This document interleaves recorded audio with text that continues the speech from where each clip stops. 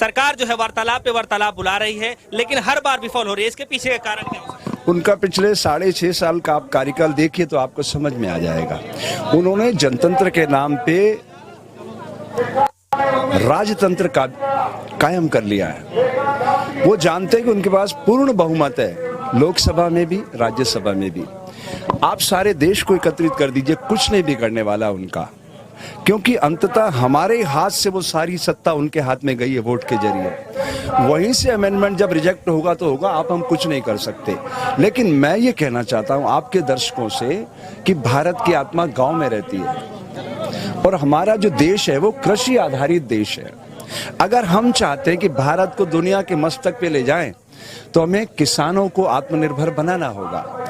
देश 1947 में आजाद हुआ, आज 73 साल बाद भी किसान वहीं का वहीं खड़ा हुआ है। वो मिनिमम सपोर्ट प्राइस के लिए लड़ रहा है। मैं तो हैरान हूं। हम कहते हैं कि हम देश को विश्व का गुरु बनाना चाहते हैं, तो जो बहुसंख्य आबादी है उनके जीवन को बदले बिना हम इस देश को मजबूत राष्ट्र के रूप में कैसे तब्दील करेंगे। और जो व्यक्ति यहाँ पंत प्रधान बन के बैठा है उसको मैं ये कहना चाहता हूँ कि दुनिया की सारी वस्तुओं की कीमत बेचने वाले तय करते हैं, किसान की फसल की कीमत खरीदने वाला तय करता है, और आपने कानून भी यही बना दिया। ये तो बहुत ही खतरनाक है।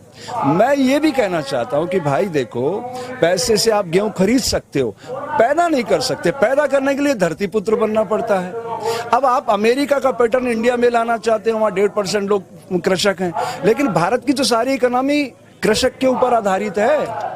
अगर हम अमेरिका का पैटर्न लाएंगे तो हम फेल हो जाएंगे।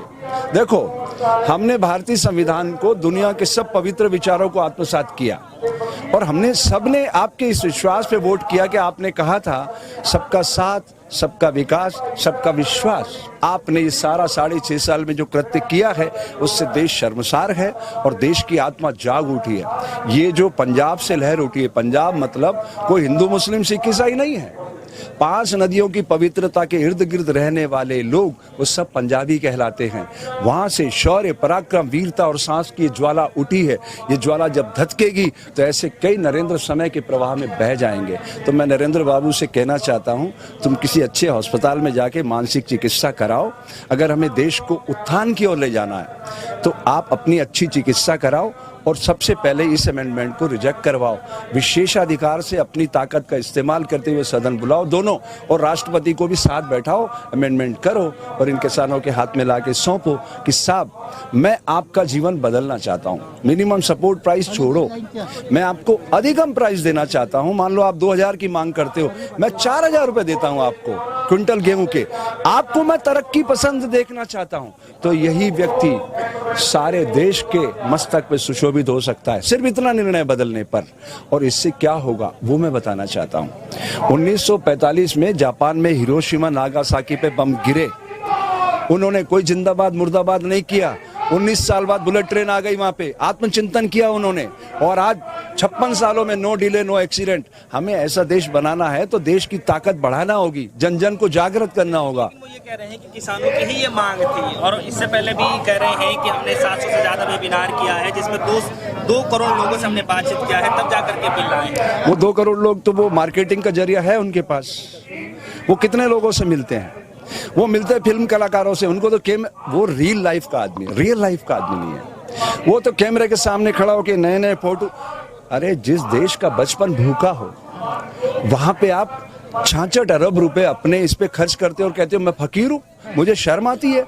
मेरी थाली में अगर दूसरी सब्जी रखोगे तो मुझे लगता है मैं किसी बच्चे रहा हूं। ये आजादी उस तक पहुंचना चाहिए जिसका हक है। मैं साधु बनाऊं और वो जनप्रतिनिधि बना। जनप्रतिनिधि का मतलब क्या होता है? ये 5 एलिमेंट में वायु लीडर है, अदृश्य रहकर सबको गतिशील रखती है, तो एक अच्छे समाज का निर्माण होगा। बिल गेट्स है साधु, 90% अपना पैसा दुनिया के गरीब बच्चों की शिक्षा और स्वास्थ्य पे खर्च करता है। सुंदर पिचाई 5 करोड़ रुपए रोज कमाता है कंप्यूटर की भाषा पढ़ने के बाद। हम किसानों को मिनिमम सपोर्ट प्राइस नहीं दे पा रहे, जो हमारे अन्नदाता है। कितनी शर्म की बात है।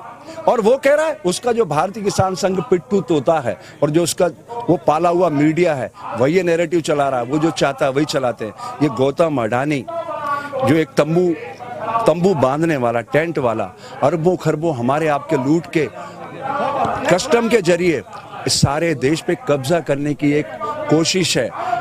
इस आंदोलन को एक बात ध्यान रख लीजिएगा, आप सोशल मीडिया के आदमी हैं, ये जो गोदी मीडिया है ना, उसके सामने अपने इस विचार को खड़ा करिए, वो छोटी पड़ जाएगी। उनको गाली देने की जरूरत नहीं, आपके भाग्य को बधाई है कि आप लोगों को मौका मिला अपनी बात बढ़ाने का। लेकिन जो कृषि मंत्री जी जो हैं वो ये कह रहे हैं कि कुछ किसानों का जो है वो समर्थन हमारे पास आ रहा है, तो वो कह रहे हैं कि अगर आप हमारी बातें नहीं मानेंगे तो अब हम धरने बैठ जाएंगे, जो समर्थक कर रहे हैं। तो क्या मतलब इसमें किस तरीके की बात है? फिर वही बात है, सरकार किसके हाथ में है, सत्ता किनके हाथ में है?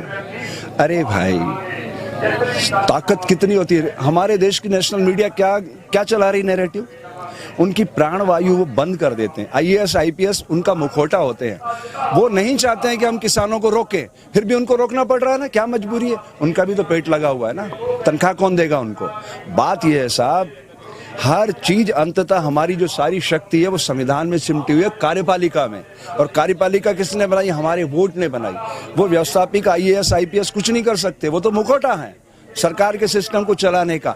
ये आप लोगों को, सोशल मीडिया वालों को, समाज को अवेयर करने के लिए बताना चाहिए कि कार्यपालिका ही सबसे पावरफुल अंग है। अब कॉलेजियम में हमारा जो देश है ये 3 पिल्लर पे टिका हुआ है। एक सेकंड सुनिएगा आप, तब प्रश्न करना।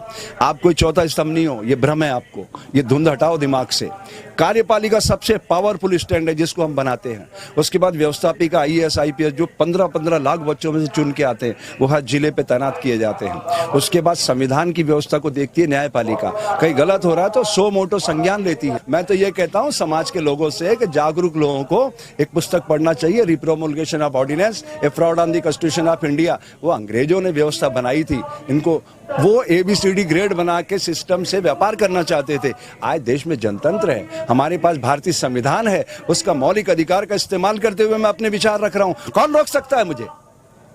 ये नरेंद्र मोदी की हिम्मत है मेरे सामने खड़ा होकर मेरे 5 प्रश्नों का उत्तर दे दे। वो 5 प्रश्नों का उत्तर, एक संघ ने खाली उसके कहने पर तोते ने आवाज उठाई कि गलत है। सारे संगठन बेवकूफ है इस देश के, जिन्होंने आजादी के आंदोलन में भाग लिया वो लोग यहां मैदान में, हर क्षेत्र के, हर विधा के लोग यहां मौजूद है। और मैं बच्चों में काम करता हूं, मैंने जीवन समर्पित किया इस समाज को।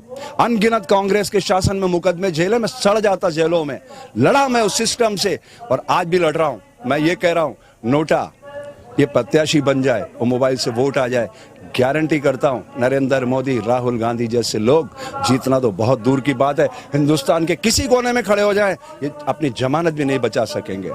ये किसानों की आवाज है, ये किसानों की आवाज को जितना कमजोर करेंगे, ये प्रकृति किसानों की आवाज बनकर खड़ी होगी। आज ये आप इस छोटी मोटी मीडिया को भूल जाइए, पूरी इंटरनेशनल मीडिया इस घटना को देख रही है, वॉच कर रही है। अब दुनिया ग्लोबल विलेज बन चुकी है। ये नरेंद्र के कहने पे दुनिया नहीं चलती है। ये नरेंद्र इनसे नहीं डर रहा है, किसानों से, वो डर रहा है इंटरनेशनल उस प्लेटफॉर्म से जो बन चुका है। पर ये सिख लोग हैं ना, सारी दुनिया में फैल चुके हैं। इनके बड़े बड़े क्रांतिकारी लोग दुनिया से, सारी दुनिया को ये इस इवेंट के बारे में बता रहे हैं। लिख लीजिएगा आप, अगर इनके साथ देश खड़ा हो जाएगा तो सच्चे लोकतंत्र की स्थापना में बहुत बड़ा सहयोग करेंगे ये लोग।